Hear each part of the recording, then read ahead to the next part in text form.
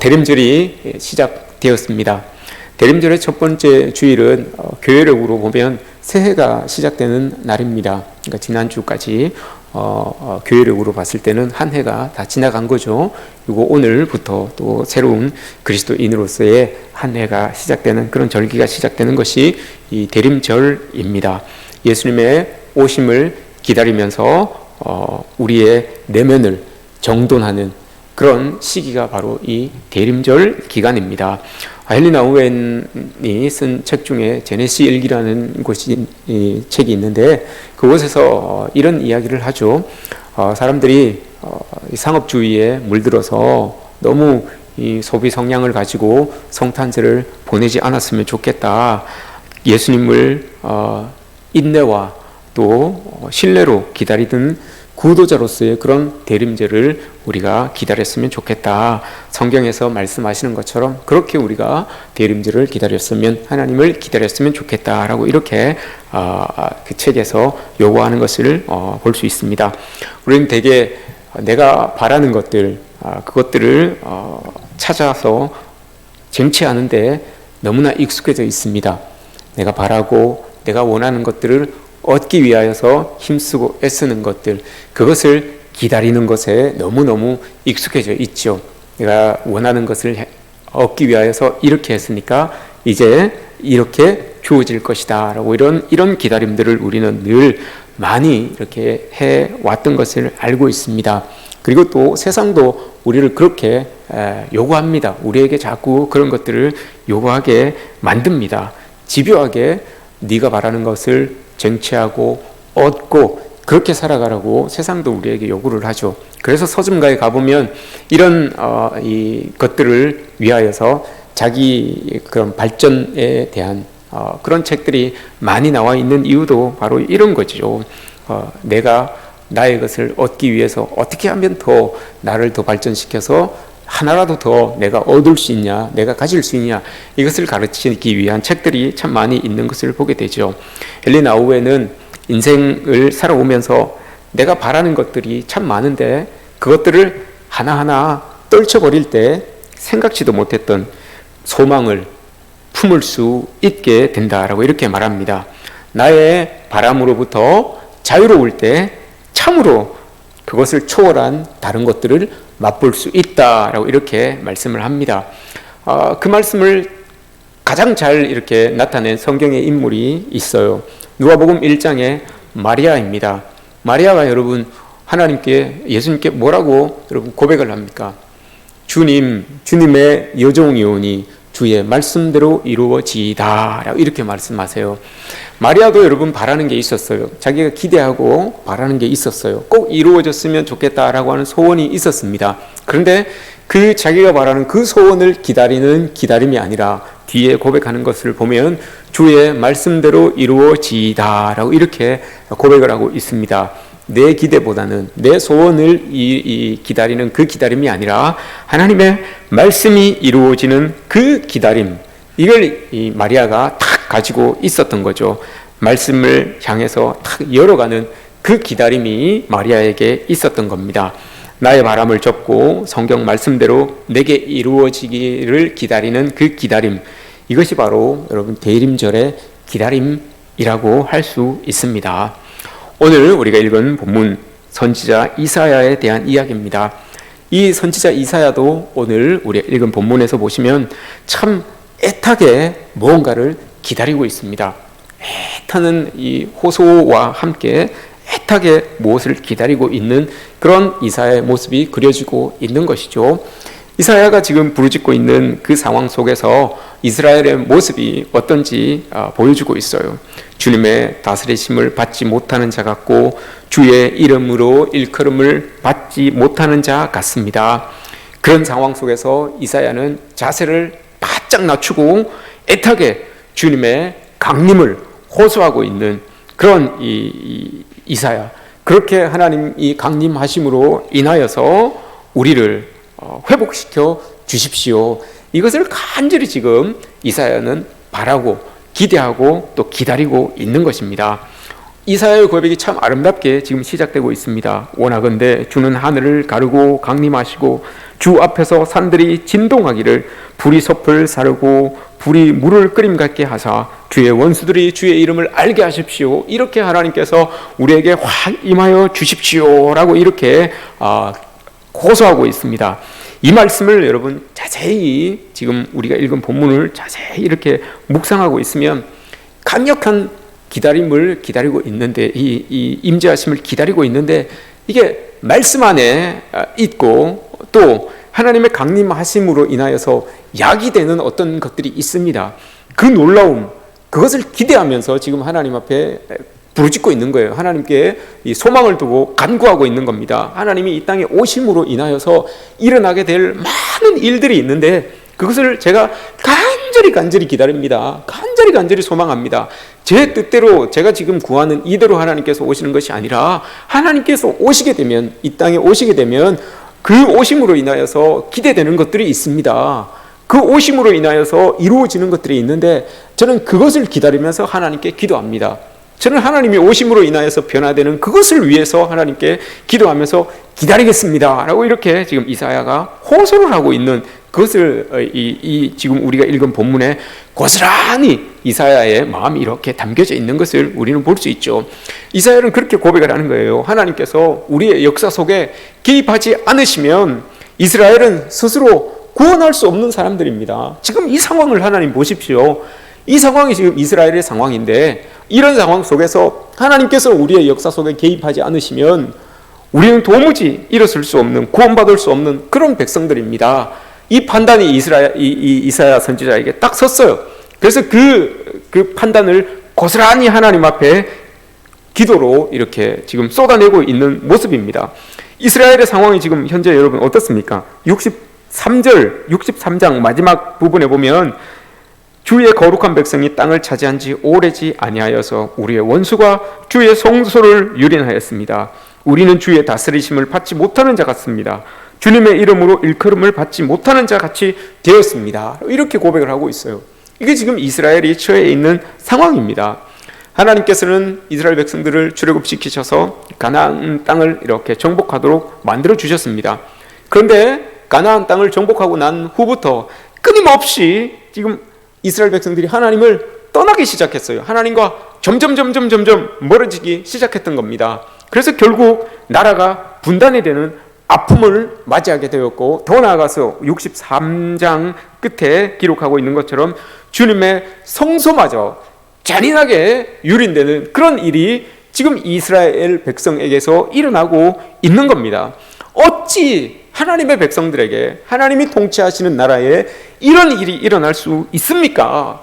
이걸 지금 이사야가 하나님께 호소하고 있는 거예요. 그러면서 주변의 나라가 강해서 이런 일이 있어진 겁니까, 하나님? 아니면 자신들의 환경이, 우리의 환경이 하나님을 섬길 수 없는 그런 이렇게 열악한 환경이라서 이렇게 되었습니까? 막 하나님께 고백하는 거죠. 여러 이유를 들어서 하나님께 이야기를 하지만 여러분, 그 이유는 바로 자기 자신들이라는 것을 이사야가 딱 깨달았어요. 모든 책임이 적들이 강해서도 아니고 우리가 처해 있는 환경이 어려워서도 아니고 우리 자신이 문제라는 것을 이스라엘가 알고 하나님께 고백하고 있는 겁니다. 5절 이하의 말씀을 여러분 한번 보십시오. 그렇게 고백합니다. 주께서 기쁘게 공의를 행하는 자와 주의 길에서 주를 기억하는 자를 선대하시거늘 우리가 범죄함으로 주께서 진노하셨사오며 이 현상이 이미 오래되었사오니 우리가 어찌 구원을 얻을 수 있으리까? 이렇게 이스라엘가 고백하고 있습니다. 이사야는 여러분 이스라엘 백성들의 상황을 너무너무 잘 알고 있었습니다. 하나님께서는 우리에게 공의를 행하여서 그 공의를 행하는 모습을 하나님께서 보시고 참 기뻐하신다고 하셨는데 그 공의를 행하는 사람이 없다는 거예요. 오늘 말씀에서 기억하잖아요. 주의 길에서 주님을 기억하는 자를 하나님께서 선대해 주신다고 하셨는데 그 주님을 기억하는 자들이 없다는 거예요. 그러니 하나님께서 어떻게 가만히 있을 수 있겠습니까? 그렇게 우리가 하나님의 공의를 행하지 아니하고 주의 길에서 주님을 기억하지 아니함으로 인하여서 우리가 자꾸 죄의 모습 속으로 빠져들게 되었는데 이 현상이 오래돼서 이제 그게 우리의 몸에 배겨져 있다는 거예요. 그 하나님의 길에서 벗어나 있는 게 너무 마음에 우리의 삶에 자리하고 있다는 거예요. 하나님의 공의를 행하지 않는 것이 당연한 것처럼 그렇게 이미 우리에게 오래 자리 잡은 지 오래되었다고 이렇게 이사야가 고백을 하고 있는 겁니다. 그렇게 되니 그들의 삶이 당연히 하나님 없는 사람들처럼 보일 수밖에 없어요. 그래서 뒤에 6절에서 고백하잖아요. 무릇 우리는 다 부정한 자 같아서 우리의 의는 다 더러운 옷 같으며 우리는 다 잎사귀 같이 바싹 말라서 바람이 슥슥 부는데 그 바람이 죄의 바람처럼 우리를 쑥쑥 불어서 마른 잎사귀처럼 우리를 슥슥 불어서 그냥 우리를 움직인다는 거예요. 죄가 그냥 하나님의 말씀에서 뚝 떨어져 있고 우리 속에 죄가 가득 차 있으니까 그냥 죄라는 바람이 우리를 훅훅 불기만 해도 우리는 죄 쪽으로 이렇게 쓸려 다니는 그런 인생이 되어버린 우리가 되었다는 겁니다. 하나님께서 우리가 이렇게 살아가니 하나님의 백성답지 않게 살아가니 잎사귀같이 다 시들어서 죄악이 우리를 바람같이 그냥 몰아갑니다. 주의 이름을 부르는 자가 없으며 스스로 분발하여서 주님을 붙잡는 자도 없다라고 이렇게 이사야 선지자가 고백을 하고 있어요. 결국은 주님께서 우리를 향하여서 얼굴을 숨기셨습니다 라고 이렇게 이야기를 하시죠. 7절 말씀에서 7절 중간에서 주께서 우리에게 얼굴을 숨기시며, 이게 가장 큰 문제죠. 우리가 죄도 있지만 하나님께서 그 죄로 인하여서 우리에게 더 이상 하나님의 얼굴을 드러내지 아니하고 다 숨기신 그 모습이 나타나는 겁니다. 자신들의 죄악이 가혹하리만큼 구체적으로 이렇게 막 기술되어 있습니다. 이사야가 이스라엘의 죄를 하나하나 낱낱이 이렇게 기록하고 있습니다. 그렇지만 이사야가 여러분 이 죄악을 다 기록하고 있는 이유가 하나가 있어요. 그게 왜 그런가 하면 근본적으로 우리가 이런 죄를 지었지만 선지자 이사야가 이런 죄들을 다 고백하는 이유가 있습니다. 그게 뭔가 하면 인간의 내면을 파괴시켜서 하나님을 의지하려고 하는 그 의지를 꺾어버리는 죄의 파괴적인 힘, 그걸 여러분 이사야가 이야기하고 있는 겁니다. 죄의 파괴적인 힘, 우리가 아무리 하나님께 붙어 있으려고 해도 우리 그 붙어 있으려고 하는 그 힘을 꺾어버리는 그 죄의 힘이 있다는 거예요. 우리의 연약하고 우리의 부족한 모습들, 그렇게 죄가 우리의 마음속에 들어와서 우리를 자꾸 파괴시킴으로 인하여서 그 하나님과 멀어지게 만드는, 죄를 자꾸 짓게 만드는 그 죄의 파괴적인 힘이 우리보다도 더 강합니다. 하나님. 그래서 우리가 이렇게 될 수밖에 없습니다. 이 죄에 휩쓸려 다닐 수밖에 없는 우리 인간의 연약함, 그렇게 죄의 포로가 되어서 살아가야 되는 우리 인간의 그 절망스러움, 이걸 하나님께서 아시지 않습니까? 그 절망적인 우리들에게 주님께서 강림해 주셔야만 됩니다. 이걸 지금 이사야가 고백하는 겁니다.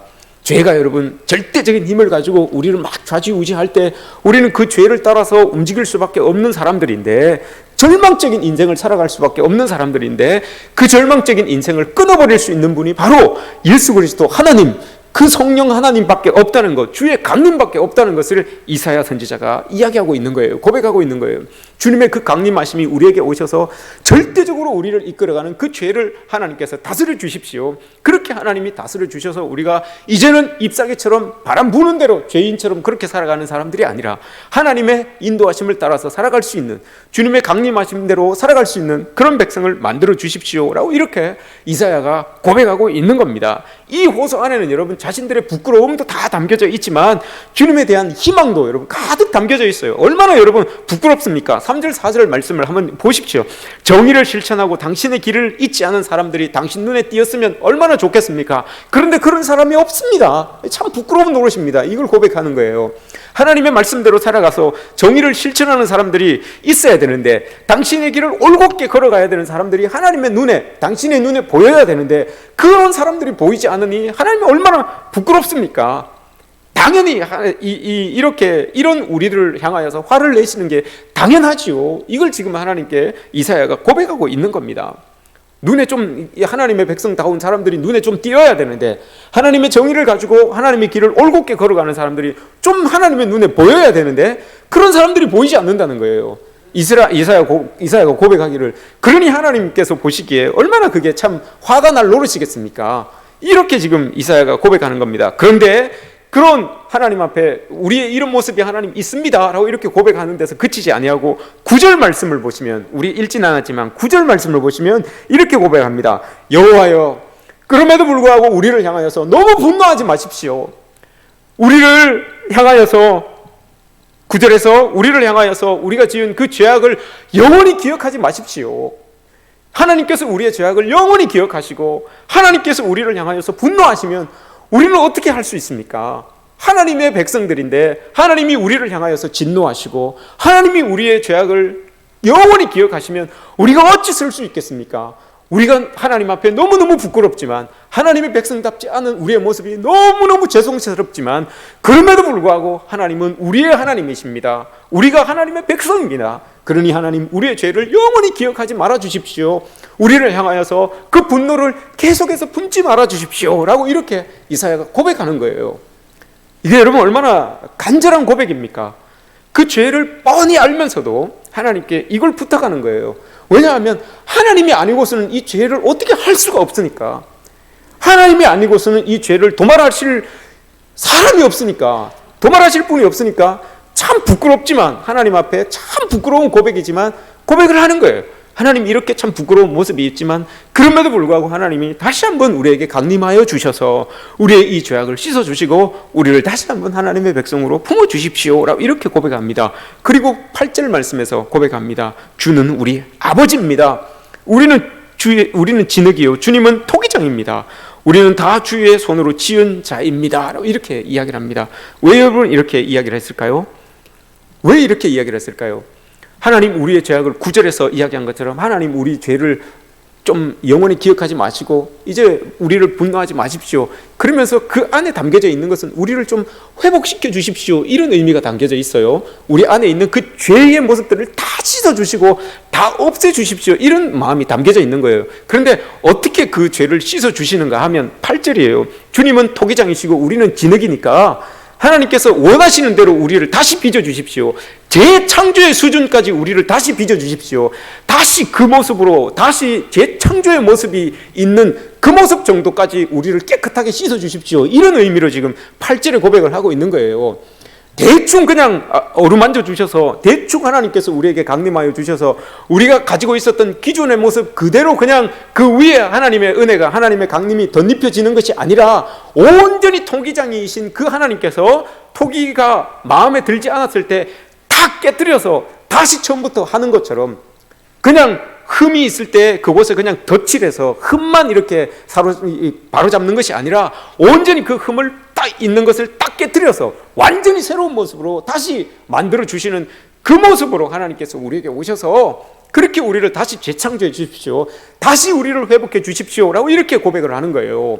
우리는 그렇지 않으면 아무리 우리의 마음에 하나님이 오셔서 우리를 덧칠해 주시고 덧칠해 주셔도 우리는 인간인지라, 죄악이 있는 사람들이라 언제든지 타락할 수 있는 그런 요지가 있기 때문에 아예 이 요지를 하나님께서 깨뜨려 주십시오. 팍싹 깨뜨려 주셔서 다시 하나님의 백성으로 다시 만들어 주십시오, 이런 의미예요. 예루살렘 성전이 그대로, 여러분, 예루살렘 성전이 다 허물어졌을 때에 그냥 그 모습 그대로를 그냥 놔두는 것이 아니라, 예루살렘 성전을 여러분 깨지고 더러워지고 했으면 그걸 다 허물어버리고 다시 짓는 거예요. 그냥 성벽만 자꾸 쌓아 올리는 것이 아니라, 어떤 무너진 부분만 다시 쌓아 올리는 것이 아니라, 아무리 그렇게 해도 그 안이 더럽혀졌으면, 성전 안이 더럽혀졌으면 그곳에서 예배하는 그 모습들이 하나님께 상달되지 않는 것이기 때문에 예루살렘 성벽을 다시 짓는 것이 아니라, 무너진 그곳을 그냥 정축하는 것이 아니라, 다시 짓는 것이 아니라 다 허물어뜨리고 하나님 다시 지어주십시오, 지성소가 들어갈 수 있는 성전을 다시 지어주십시오, 이런 의미로 여러분 지금 이사야가 고백하는 거예요. 주님은 토기장이시고 우리는 진흙이시니까 우리의 흠 있는 그곳을 그냥 금이 가고 깨진 그 부분을 그냥 그 부분만 고쳐주지 마시고, 그냥 그 부분에 덧칠해 주지 마시고 완전히 깨뜨려 주셔서 새로운 토기로, 새로운 하나님의 백성으로 우리를 다시 한번 지어주십시오. 새 창조에 버금가는 그런 회복을 우리에게 허락해 주십시오. 그 소망이 지금 이사야의 소망입니다. 이사야가 지금 하나님께 요구하고 있는 게 이거예요, 여러분. 우리가 신앙생활을 하면서 착각하지 말아야 되는 게 있습니다. 하나님 없이 잘 살 수 있다는 이 착각, 이거 여러분 이 착각이 있으면 우리도 이스라엘 백성의 그런 상황으로 빠져들 수밖에 없어요. 이스라엘 백성들이 지금 이사야가 이렇게 호소하게 되는 상황까지 온 원인이 그 자신감이었어요. 그 자신감. 하나님 없어도 우리가 이 정도 하지 않을까. 그 자신감 때문에 여러분 이스라엘 백성들이 지금 여기까지 와 있는 겁니다. 그 자신감 때문에 이스라엘 백성들이 하나님을 떠났고, 그 자신감 때문에 이스라엘 백성들이 그 나라를 쭉 쪼개요. 나라를 쭉 쪼개서 우리가 뭐 하나님 없이도 이렇게 쭉 쪼개진 거예요. 그런데 여러분 결국 이렇게 온 거예요. 그 상황을 하나님께서는 선지자들을 보내서 그게 아니다라고 계속 말씀해 주셨지만, 그들은 선지자의 말에 여러분 귀를 막고 듣지 않았어요. 그 마음을 굳게 걸어 잠그고 그 마음을 여러분 열지 않았어요. 그런데 시간이 지날수록 여러분 사람들의 그 자신들의 삶을 기대하는 그 기대와 엉뚱한 모습들이 이렇게 지금 그들의 삶에 나타나고 있는 거예요. 우리는 하나님 떠나서 하나님 없이 우리 마음대로 우리 원하는 대로 이렇게 살면 이런 이제 기대치가 있었던 거죠. 이런 것들이 되겠다라고 이렇게 생각을 했는데, 온전히 여러분 그런 기대치와는 전혀 다른 모습이 지금 이스라엘 백성들에게 나타나고 있는 겁니다. 그렇게 자랑했던 그 의를 그렇게 자랑했는데, 우리 의 이 정도면 되지 않겠냐? 이 정도면 하나님 없이도 우리가 우리 의로 이렇게 할 수 있겠지 않을까? 이렇게 생각했는데, 여러분 오늘 말씀에서 뭐라고 고백합니다? 그 의를 자랑하던 사람들은 더러운 옷같이 다 되어버렸다라고 이렇게 이야기를 해요. 자랑스러워했던 그 더러운 이 의가 이젠 더러운 옷같이 되어서 벗어버리지 않으면 안 되는 그런 상황까지 지금 와 있는 거예요. 그들의 존재는 어떻게 되었습니까, 여러분? 죄로 인해서 잎사귀처럼 바싹 말라버렸어요. 그래서 그냥 죄가 바람이 한번 훅 불면 쭉쭉 따라가는 거예요. 살랑 바람만 싹 불어도 그 바싹 마른 잎사귀가, 여러분 나무에서 떨어져 있는 바싹 마른 잎사귀를 여러분 한번 보십시오. 어떻습니까? 바람이 조금만 불어도 움직여 가는 거예요. 그렇게 하나님 없이도 잘 살 것 같았던 그 사람들이, 그렇게 하나님 없이 잘 될 것만 같은 그런 기대를 안고 있었던 사람들의 모습이 여러분 이렇게 되어 있어요. 죄로 인해서 바람만 불어도 움직이는 그 잎사귀 같은 사람이 되어 있었고, 그들이 자랑하였던 그 의는 이제는 더러워서 더 이상 입고 있을 수 없는 옷처럼 되어서 벗어버려야 되는 그런 모습으로 다 변한 거예요. 이게 여러분 그들의 위기였습니다. 그런데 결정적인 위기는 그것일 수도 있겠지만, 오늘 말씀에서 이야기하고 있는 위기는 7절입니다. 주께서 그들을 향하여서 얼굴을 가리셨다. 이게 여러분 결정적인 위기입니다. 죄악으로 인하여서, 그들이 가지고 있었던 죄악으로 인하여서, 하나님을 떠나서도 잘 살 수 있었다는 그 기대감, 그 자신감으로 인하여서 하나님이 그들을 향한 얼굴을 이제 딱 가리셨어요. 어떤 여러분 이제 하나님의 은혜도 그 이스라엘 백성들에게 주어지지 않는 그런 상황까지 이렇게 지금 다다르고 있어요.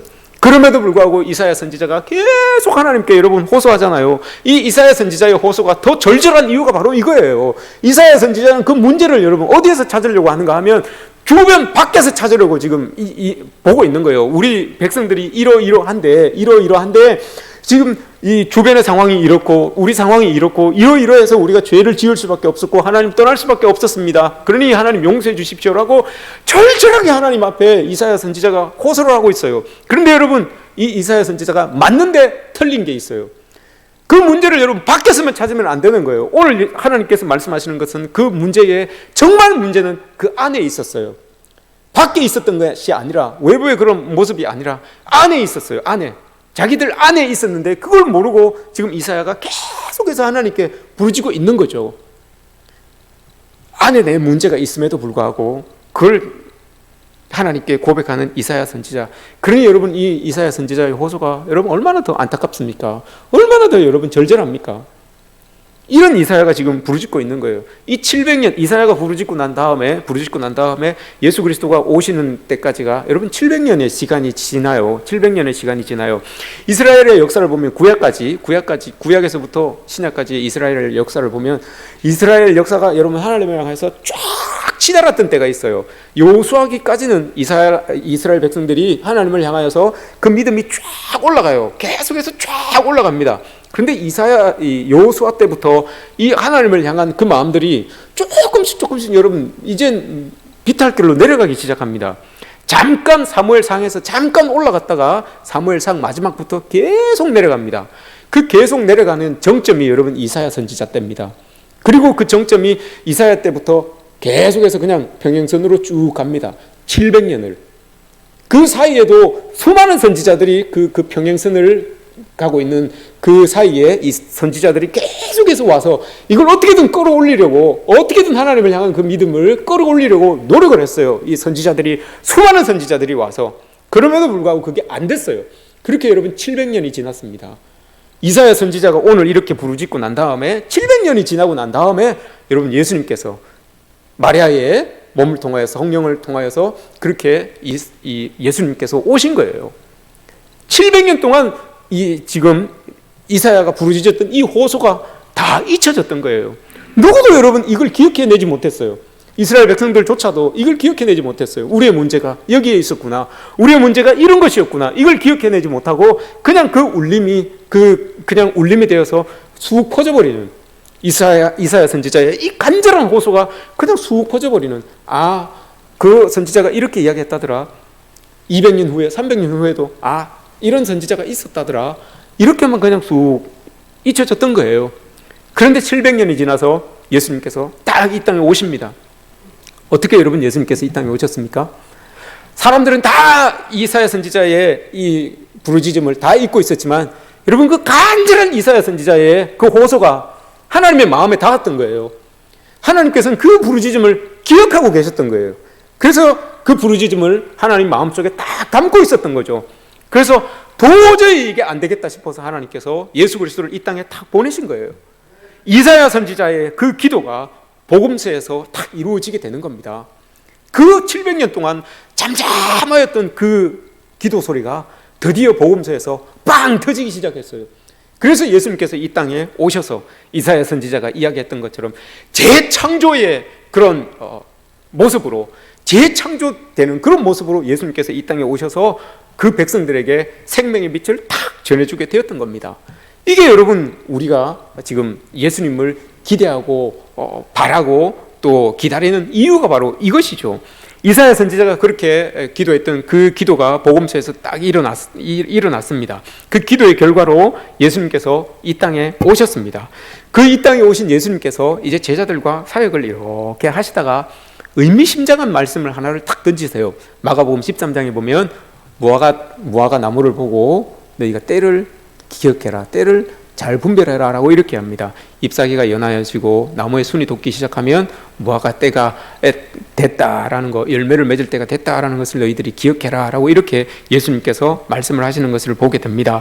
무화과 나무를 보면서 계절을 살피듯이 세태를 보면서 주님이 오실 때를 살피라, 이런 의미로 그 말씀을 하신 거죠. 그리고 나서 뒤에 또 하나를 이야기해 주십니다. 그러면서 뒤에 어떤 말씀을 하시는가 하면 이 주인이 이 농장을 종들에게 맡기고 멀리 떠나가십니다. 그리고 나서 돌아온다고 이제 기약만 하고 떠나십니다. 그러면 그 종들이 그곳에서 남아있으면서 주인이 언제 올지 모르니까 열심히 깨어 있어야 된다라는 그 말씀을 또 하나를 이렇게 그 비유에 이어서 던져주시는 것을 보게 되죠. 근데 예수님께서 여러분 한번 생각해 보십시오. 무화과 나무의 비유를 들어서 너희들이 세태를 잘 분별해라 라고 하는 이 말씀을 여러분 우리가 딱 접할 때 어떤 사람들은 이 말씀은 긴장이 되기도 하고 우리에게 어떤 때는 이게 설레이기도 합니다. 그럼 어떤 때 여러분 이 말씀이 우리에게 긴장이 됩니까? 무화과 나무의 때를 딱 보고 이 때가 여러분 뭘 이야기하는 겁니까? 하나님의 때가 온다, 하나님의 강림이 있다라는 걸 이야기하는 것 아닙니까? 주님이 때가 되면 오신다라는 걸 이야기하는 것 아닙니까? 그럼 여러분 이게 어떤 사람에게는 이게 좀 긴장이 되기도 하고 어떤 사람에게는 설렘이 되기도 해요. 어떤 사람이 여러분 긴장이 됩니까? 내가 하나님의 백성임에도 불구하고 열매 맺지 못하고 하나님 사람답지 못하게 살았던 사람들, 내가 주님을 외면하고 살았던 사람들에게는 하나님이 오신다고 하면 여러분 이건 긴장될 수밖에 없어요. 과연 내가 이럴 때에 어떻게 해야 되나 긴장이 되죠. 내가 하나님의 사람이라고 했는데 하나님 사람답지 못하게 살고 주님을 외면하면서 살았으면 주님이 오신다고 하니 그게 얼마나 긴장이 되겠습니까? 그런데 여러분 설레는 사람도 있어요. 반면에 하나님의 말씀을 내 삶에 새기면서 내 내면에 모시고 성령으로 호흡하면서 살았고 또 그분의 말씀이 성경을 가지고 내 영혼을 다듬으면서 살았던 그런 사람들에게는 여러분 무화과 잎이 돋아나고 가지가 연하여지는 것을 보면 여러분 어찌 설레지 않겠습니까? 내가 이렇게 하나님 사람으로 열심히 잘 살았는데 하나님이 드디어 오신다고 하시는구나. 그럼 여러분 얼마나 우리가 설레겠습니까? 이걸 지금 이 무화과의 비유를 통해서 예수님께서 말씀하시는 거예요. 여러분, 우리가 대림절을 기다리면서 여러분 긴장이 되십니까? 설레십니까?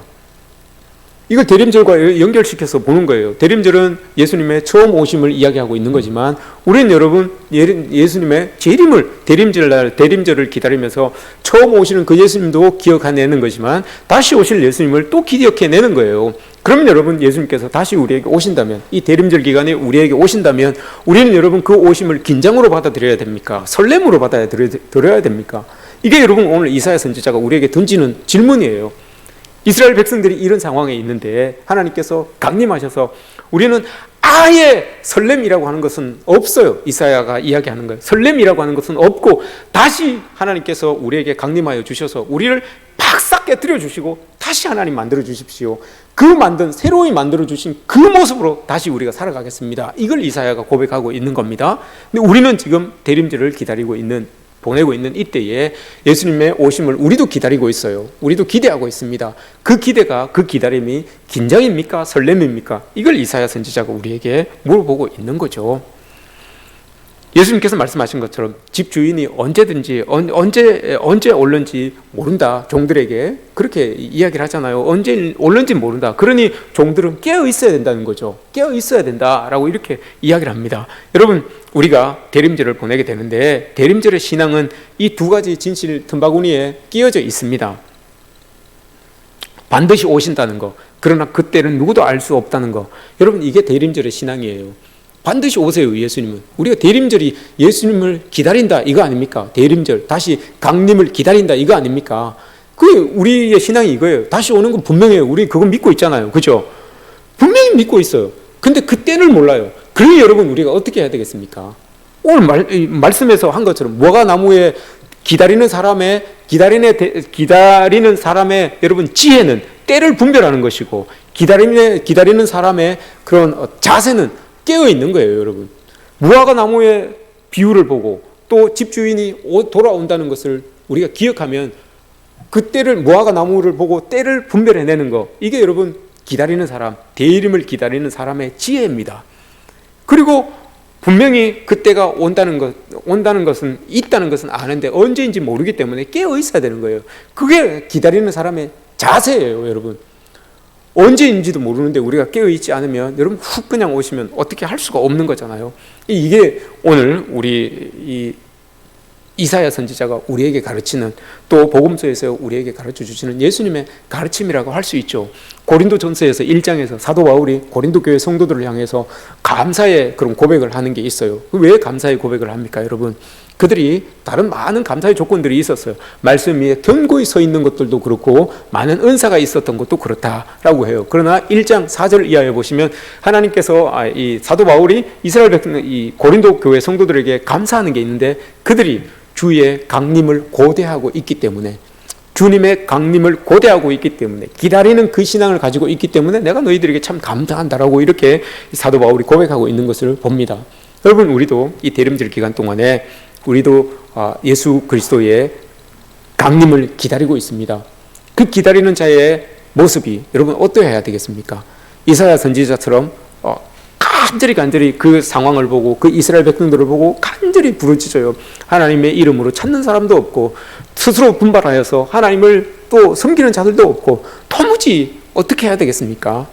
하나님의 강림을 우리가 기다려야 될 것인데, 하나님이 이런 우리에게 와주셔야 될 것인데 우리가 이러니 하나님께 뭐라고 이야기를 하겠습니까? 이렇게 지금 이사야가 절절히 고백하고 있어요.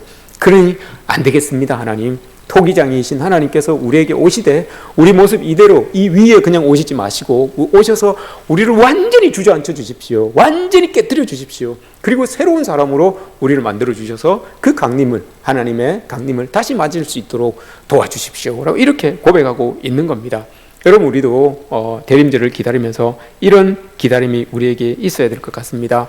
긴장으로서의 그런 기다림이 아니라 설렘으로서의 그런 기다림이 우리에게 있어졌으면 좋겠습니다.